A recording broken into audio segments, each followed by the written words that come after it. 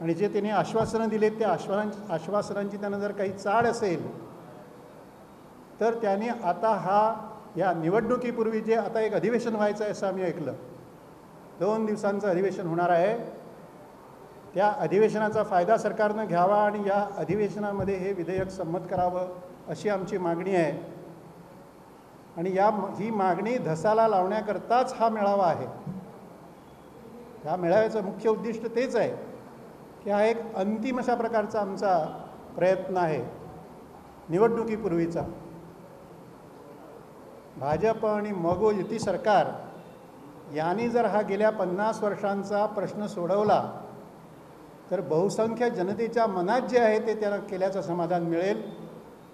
आणि हे सगळे बहुसंख्य लोक 9-10 तालुक्यामधले सगळे लोक या सरकारला पाठिंबा देतील आणि त्यांचं यश निश्चित आहे असं मी सांगतो.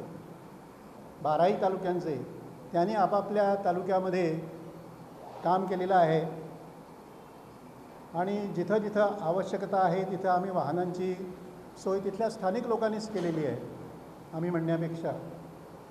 आणि अशा रीतीनं जी सोय जी व्यवस्था आम्हाला करणं शक्य आहे ती आम्ही केलेली आहे.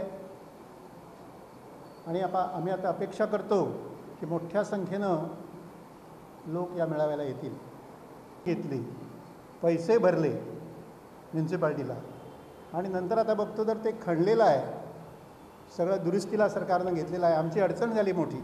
आता आम्हाला फार त्रास आहेत ते लोकांना सांगण्याकरता की मेळाव्याची जागा बदललेली आहे.